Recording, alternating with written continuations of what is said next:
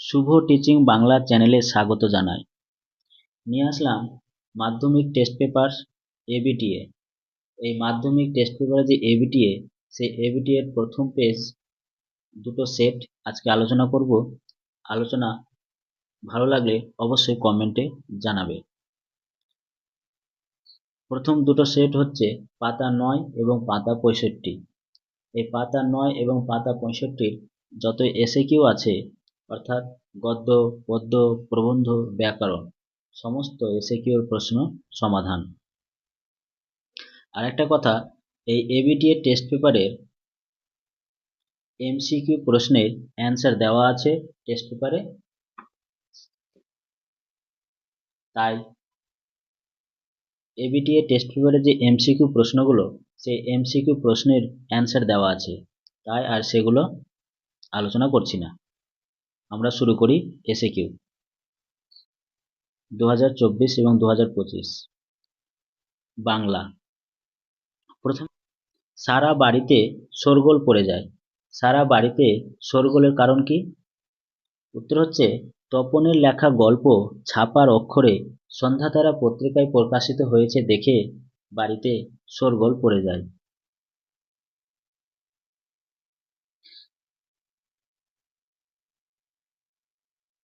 দ্বিতীয় প্রশ্ন হচ্ছে বড়বাবু হাসিতে লাগিলেন। বড়বাবুর হাসির কারণ কি? গিরিশ মহাপাত্রের মাথার লেবুর তেলের গন্ধে থানাশুদ্ধ সবার মাথা ধরার উপক্রম হওয়ার কথা জগদীশবাবুর মুখে শুনে বড়বাবু হাসতে শুরু করেন। তৃতীয় প্রশ্ন হচ্ছে জগদীশবাবু কিভাবে সন্ন্যাসীর পায়ের ধুলো পেয়েছিল? জগদীশবাবু সন্ন্যাসীর জন্য একজোড়া কাঠের খড়মে সোনার বোল লাগিয়ে খড়ম জোড়া সন্ন্যাসীর পায়ের কাছে ধরতেই সন্ন্যাসী বাধ্য হয়ে নিজের পা এগিয়ে দেন। সেই সুযোগে জগদীশবাবু সন্ন্যাসীর পায়ের ধুলো নিয়ে নেন। এবার নেক্সট 4 নম্বর প্রশ্ন হচ্ছে জামা অদল বদলের বুদ্ধি কার মাথায় এসেছিল? পান্নালাল প্যাটেলের অদল বদল গল্পে হঠাৎ অমৃতের মাথায় জামা অদল বদলের বুদ্ধি এসেছিল। 5 নম্বর প্রশ্ন হচ্ছে নিজেকে কেবল বুঝাইতে পারে না, কি বুঝাতে পারে না?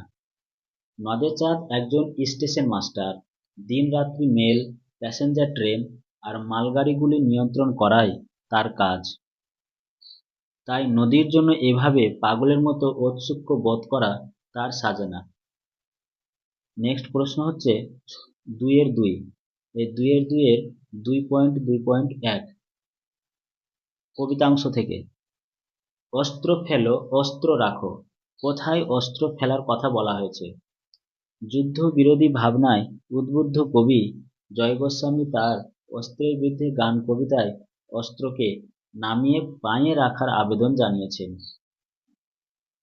দ্বিতীয় প্রশ্ন হচ্ছে, অর্থাৎ 2 নম্বর প্রশ্ন, এসো যুগান্তের কবি। কবির ভূমিকাটি কি হবে? যুগান্তের কবি সভ্য দুনিয়ার প্রতিনিধি রূপে অপমানিত মানহারা মানবী রূপে আফ্রিকার পাশে এসে দাঁড়াবেন এবং তার প্রতি ঘটা অন্যায়ের জন্য ক্ষমা প্রার্থনা করবেন। 3 নম্বর প্রশ্ন হচ্ছে আমাদের পথ নেই আর, তাহলে আমাদের করণীয় কি? এই সমাজ রাজনৈতিক পচন ও পতনের মাঝে সমস্ত শুভবুদ্ধি সম্পন্ন মানুষের সঙ্গবদ্ধতাই হল তার মুক্তির একমাত্র পথ। 4 নম্বর প্রশ্ন হচ্ছে শিশু আর বাড়িরা খুন হলো। শিশু আর বাড়িরা খুন হয়েছিল কেন? বিখ্যাত চিলিয়ান কবি পাবলো নেরুদা রচিত অসুখী একজন কবিতায় উল্লেখিত ভয়াবহ যুদ্ধে শিশু আর বাড়ির মানুষেরা খুন হলো। 5 নম্বর প্রশ্ন হচ্ছে ওরে ওই স্তব্ধ চরাচর। চরাচর স্তব্ধ কেন? প্রলয় উল্লাস কবিতায় কবি কাজী নজরুল ইসলাম প্রলয়ের দেবতা নটরাজ শিবের অট্টহাসির প্রচণ্ড স্তব্ধে চরাচর, অর্থাৎ গোটা বিশ্ব স্তব্ধ হয়ে পড়েছে বলে কল্পনা করেছেন। এটা স্তব্ধ হবে, বানানটা একটু মিস্টেক হয়েছে। তারপরে নেক্সট প্রবন্ধ থেকে, হারিয়ে যাওয়া কালি কলমে বর্ণিত সবচেয়ে দামি কলমটির কত দাম? এই 2.3 প্রথম প্রশ্ন, হারিয়ে যাওয়া কালি কলমে বর্ণিত সবচেয়ে দামি কলমটির কত দাম? হারিয়ে যাওয়া কালি কলমে বর্ণিত সবচেয়ে দামি কলমটির দাম 2500 পাউন্ড।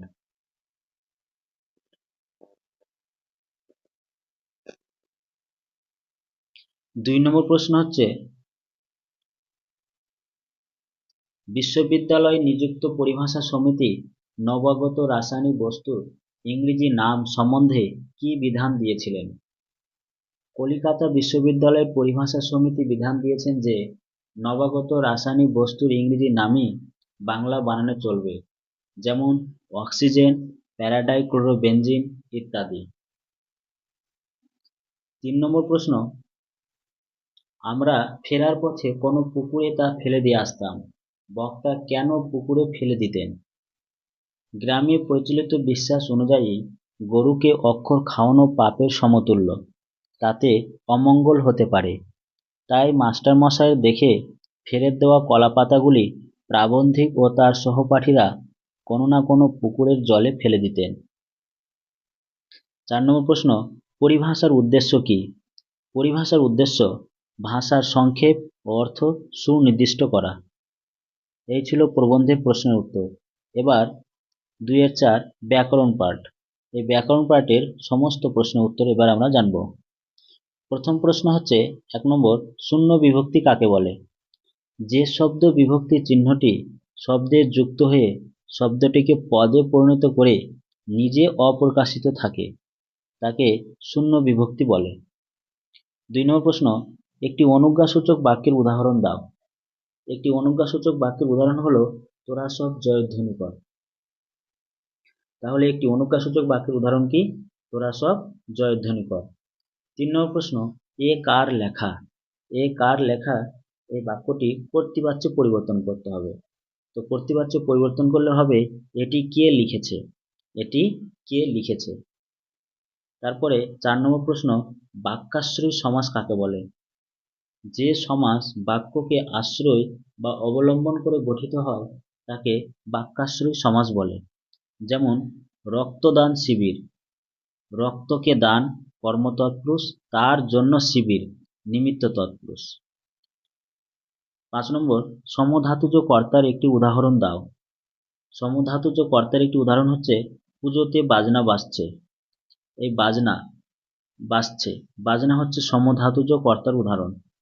কিরকম? বাজ ধাতু থেকে দুটোই পদ কিন্তু এসেছে, অর্থাৎ বাজছে এই বাজ ধাতু থেকে এবং বাজনা এই বাজ ধাতু থেকে এসেছে, তাই বাজনা সমধাতুজ কর্তার উদাহরণ। এরপর 6 নম্বর প্রশ্ন, পঙ্কে জন্মে যা ব্যাসবাক্যটি সমাসবদ্ধ করে সমাসের নাম লেখো। এই পঙ্কে জন্মে যা ব্যাসবাক্যটি সমাসবদ্ধ করলে সমস্ত পদ বা সমাসবদ্ধ পদ হবে পঙ্কজ। কি? পঙ্কজ। তারপরে নেক্সট 7 নম্বর প্রশ্ন, প্রযোজ্য কর্তা কাকে বলে? প্রযোজ্য কর্তা যাকে দিয়ে কাজটি করিয়ে নেয় তাকে প্রযোজ্য কর্তা বলে। যেমন রাম রহিমকে সাইকেল চালানো শেখাচ্ছেন, এখানে রহিমকে হচ্ছে প্রযোজ্য কর্তা। তারপরে 8 নম্বর প্রশ্ন হচ্ছে, বাবুটির স্বাস্থ্য গেছে কিন্তু সব 16 আনাই বজায় আছে। এই বাক্যটিকে সরল বাক্যে পরিবর্তন করতে হবে। তো সরল বাক্যে পরিবর্তন করলে হবে বাবুটির স্বাস্থ্য গেলেও শখ 16 আনাই বজায় আছে। এরপর 9 নম্বর প্রশ্ন, কর্ম কর্তৃবাচ্য কাকে বলে? যে বাচ্চে কর্তৃপদ থাকে না, কর্মপদই কর্তৃপদের মতো কাজ করে বলে মনে হয় তাকে কর্ম কর্তৃবাচ্য বলে। যেমন বাঁশি বাজে।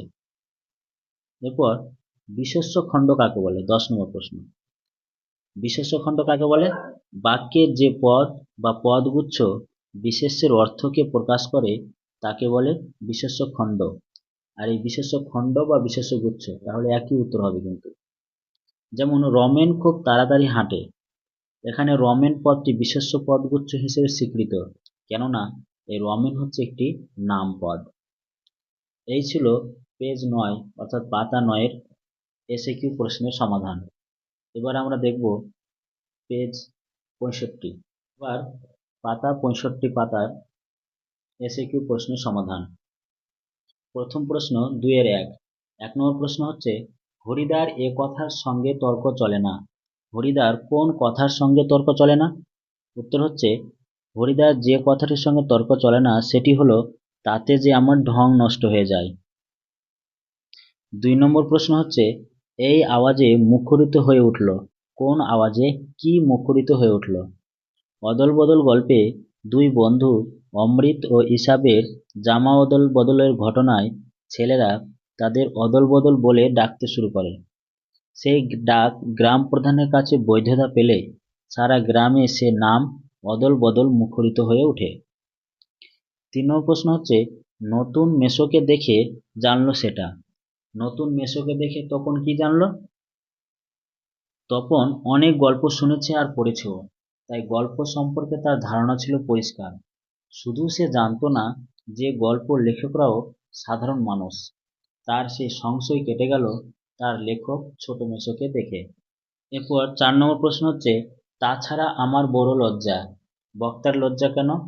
অপূর্বের বাবার বন্ধু নিমাইবাবু দেশের স্বাধীনতা সংগ্রামে সব্যসাচী মল্লিককে গ্রেপ্তার করতে চায়, তাই নিমাইবাবুকে নিয়ে অপূর্ব লজ্জা প্রকাশ করেছে। 5 নম্বর প্রশ্ন হচ্ছে, এতকাল নদের চাঁদ গর্ব অনুভব করিয়াছে। নদের চাঁদ এতকাল কার জন্য গর্ব অনুভব করেছে? স্টেশনের কাছে নতুন রং করা বৃষ্টির জন্য নদের চাঁদ গর্ব অনুভব করেছে। এরপর কবিতা অংশ। 2-2-1। আঁকড়ে ধরে সে খড়কুটো। কবি এখানে খড়কুটো বলতে কি বুঝিয়েছেন? অস্ত্রের বিরুদ্ধে গান কবিতায় কবি জয় গোস্বামী খড়কুটো বলতে গানকে বুঝিয়েছেন। 2 নম্বর প্রশ্ন হচ্ছে, রুষিবেন দেব। দেব কেন রুষিবেন? দেব বলতে অগ্নিদেব তার প্রিয় শিষ্যকেও বীরত্বের পরাকাষ্ঠা হিসেবে দেখতে চান, তাই ইন্দ্রজিতের মতো ভক্তের কাপুরুষতা ও যুদ্ধ বিমুখতা দেখলে তিনি রুষ্ট হবেন। 3 নম্বর প্রশ্ন হচ্ছে, আমাদের ইতিহাস নেই এমন বলা হয়েছে কেন? শঙ্খ ঘোষের আয় আরো বেঁধে বেঁধে থাকে কবিতায় আমাদের ইতিহাস নেই বলার কারণ হলো, বক্তা যাদের প্রতিনিধি সেই সাধারণ মানুষের কোনোদিনই ইতিহাসে ঠাঁই পায় না। 4 নম্বর প্রশ্ন হচ্ছে, নেমে এলো তার মাথার উপর। তার মাথার উপর কি নেমে এসেছিল? কবি পাবলো নেরুদা রচিত অসুখী একজন কবিতায় কথকের জন্য অপেক্ষারত নারীর মাথার উপর একটার পর একটা বছর নেমে আসার কথা বলা হয়েছে। 5 নম্বর প্রশ্ন হচ্ছে, পশুরা বেরিয়ে এলো। পশুরা বেরিয়ে এসে কি করেছিল? পশুরা অর্থাৎ মানব হৃদয়ের চোরাকুঠুরি থেকে জান্তব্য প্রবৃত্তি অর্থাৎ আদিম রিপু হিংসা লোভ নিষ্ঠুরতা বেরিয়ে এসে সভ্যতা তথা মানবতার অপমৃত্যু ঘটায়। এবার প্রবন্ধ অংশ থেকে 2-3। 1 নম্বর প্রশ্ন হচ্ছে, এই রকম ভুল লেখা সাধারণ পাঠকের পক্ষে অনিষ্টকর। এই ভুল থেকে উত্তরণের জন্য লেখকের পরামর্শ কি? বাংলা ভাষা বিজ্ঞান প্রবন্ধে এই ভুল থেকে উত্তরণের জন্য লেখকের পরামর্শ হলো, সম্পাদকের উচিত অবিখ্যাত লেখকের বৈজ্ঞানিক রচনা প্রকাশের আগে অভিজ্ঞ লোককে দিয়ে যাচাই করে নেওয়া। 2 নম্বর প্রশ্ন হচ্ছে, তাদের দোয়াতে গোজা পালকের কলম। এখানে তাদের বলতে কাদের কথা বলা হয়েছে? হারিয়ে যাওয়া কালিকলম প্রবন্ধে তাদের বলতে উইলিয়াম জোন্স কিংবা কেরি সাহেবের কথা বলা হয়েছে। 3 নম্বর প্রশ্ন হচ্ছে, শ্রীপান্থের প্রকৃত নাম কি? শ্রীপান্থের প্রকৃত নাম নিখিল সরকার। 4 নম্বর প্রশ্ন হচ্ছে, তাতে অনেকে মুশকিলে পড়েছে। অনেকের মুশকিলের কারণ কি? আমাদের সরকার রাজকার্যে ক্রমশ দেশি পরিভাষা চালাচ্ছেন, তাতে অনেকের মুশকিলটা হলো তাদের নতুন করে শিখতে হচ্ছে ভাষা। এবার ব্যাকরণ অংশ। এই ব্যাকরণ অংশ আমরা জানব। 2-4। 1 নম্বর প্রশ্ন হচ্ছে, শর্ত সাপেক্ষ বাক্যের একটি উদাহরণ দাও। যদি মন দিয়ে পড়াশোনা করো তাহলে পরীক্ষার ফল ভালো হবে। 2 নম্বর প্রশ্ন, বর্ম খুলে দেখো আদুর গায়ে। এই বাক্যটিকে যৌগিক বাক্যে পরিবর্তন করতে হবে। তো যৌগিক বাক্যে পরিবর্তন করলে হবে, বর্ম খোলো এবং দেখো আদুর গায়ে। বর্ম খোলো এবং দেখো আদুর গায়ে। তির্যক বিভক্তি কাকে বলে?